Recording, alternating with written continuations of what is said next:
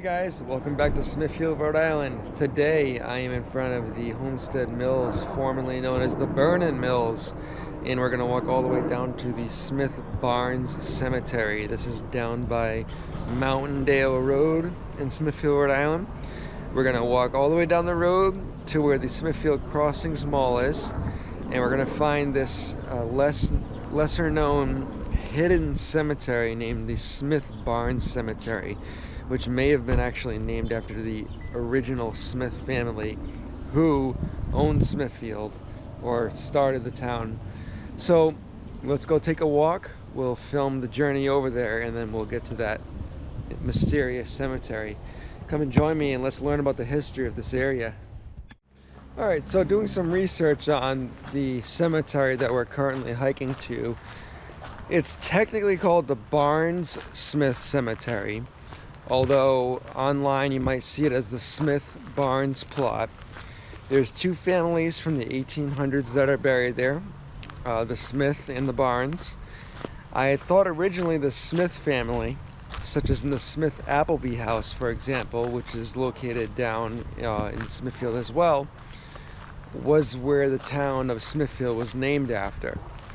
It turns out that Smithfield, Rhode Island, is actually named after Smithfield, a town in England.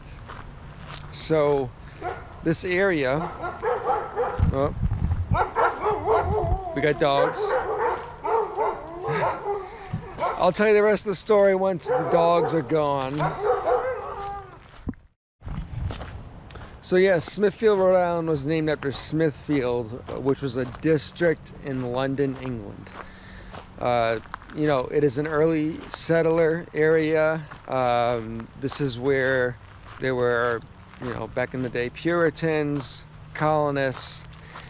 Roger Williams was the founder of Rhode Island, and he wanted to escape the Pilgrims up in Mass who were very religiously oppressive to him. So that's apparently where this all came from. But this whole area it's been part of Native American history for much longer.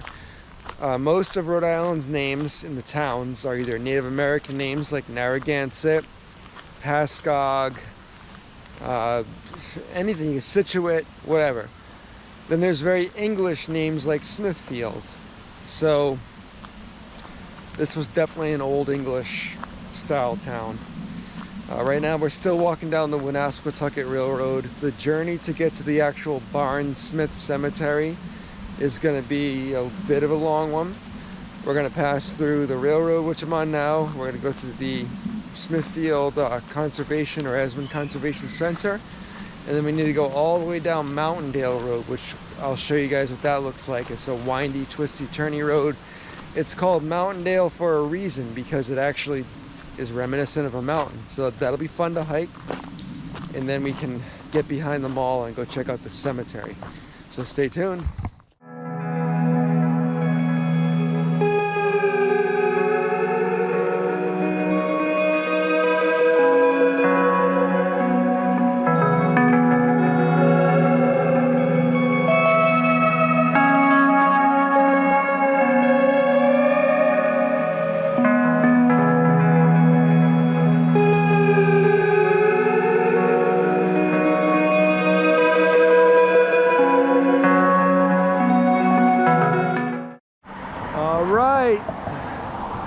Going down Leland Maury Drive to the Smithfield Conservation Park, or Esmond Conservation Park, whatever you want to call it on Google Maps. I do believe it's known as Esmond Conservation Area.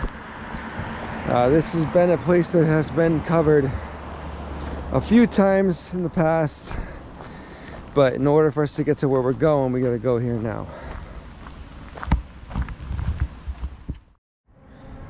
Alright guys, I'm back. So I did end up making it to the Smithfield Crossings. Right now we are near Target and behind where Michael's and Home Depot is.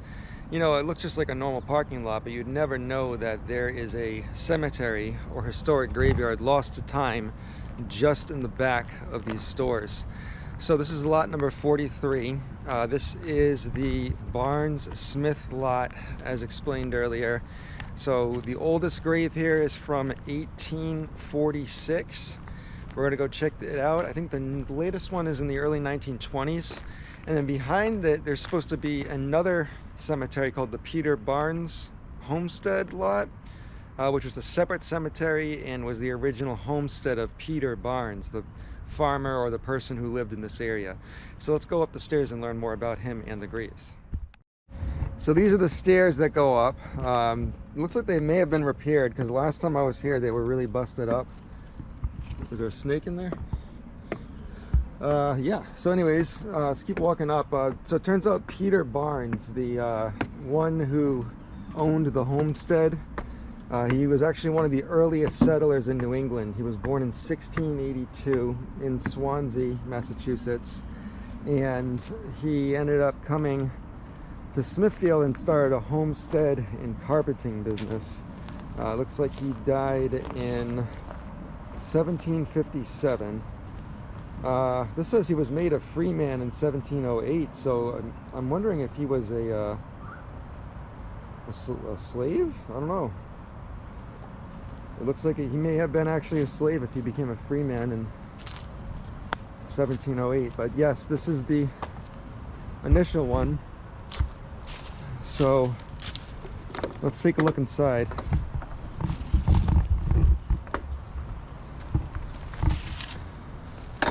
So this is the Barnes family. We got these posts here. This used to be for the horses, I think, where they would have the horses wait. They would strap them down by the cemetery. Abbey, 1895. So yeah, there's definitely some old graves here.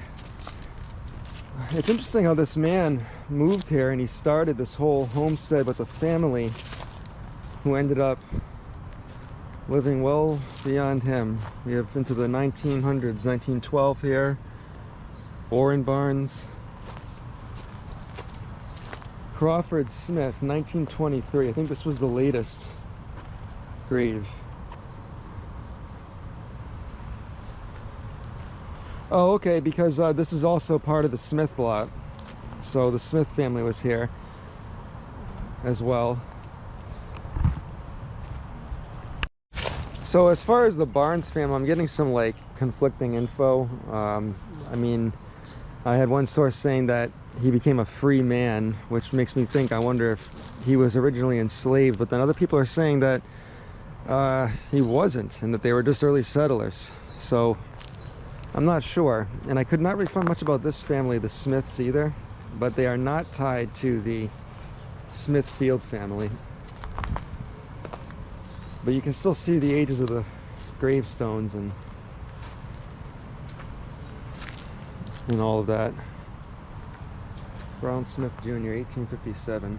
Now, there is supposed to be another cemetery if we continue on down that way, and that would be the original Peter Barnes Homestead. So let's go see if we can check that out and learn more, if there's anything interesting over there. This trail is definitely off the beaten path, but you can see that they want you to walk up this way to get to the cemetery. And look at that. Some kind of a storm drain. So there it is. Now this is supposed to be lot 83, and I'm hearing that this one has been vandalized, unfortunately, and there's no fences or anything out all around it. Look at those tree roots. War veteran.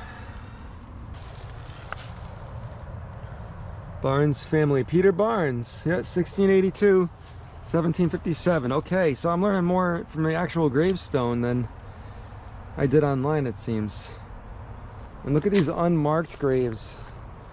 This could have been from more of his family.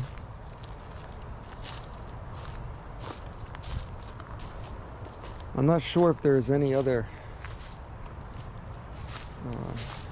paths that lead deeper in. But look at this.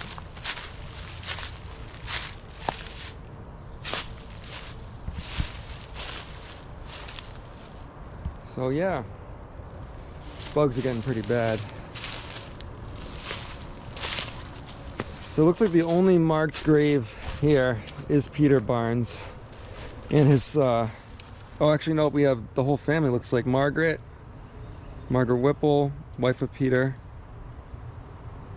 Nathan, son of Peter, Captain Enoch Barnes. Okay, so the whole family is based on this one plot.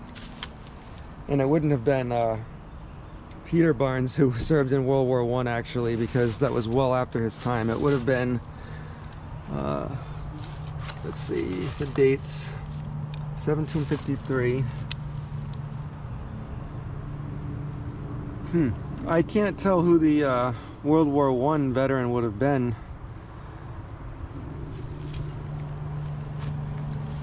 Because it looks like 1753 is when this last one died. Well, some kind of an Army Navy veteran is buried here. If anybody really knows or can find out, let me know. I guess we'll keep walking into the homestead for a bit. See if there's anything else cool to find over here.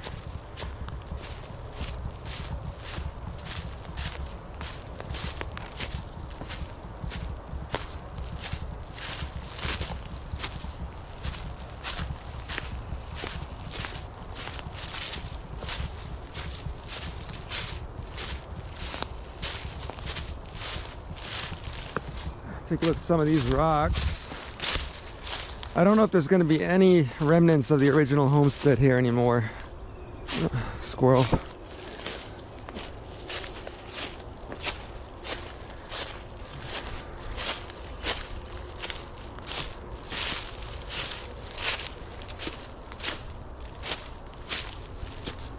Ooh, it is getting buggy. Alright, so I can't see any other interesting things. No evidence of the actual homestead, but that was pretty cool to find the old graves. I guess we'll get heading back now. Find out where we can go next. Yeah, these stairs are actually in need of repair. You can see this one right here is actually missing, so be careful. So that really concludes the Barnes Smith lot and then the Peter Barnes Cemetery. Gonna head back out now, and I really am glad that you guys tuned in. More content coming.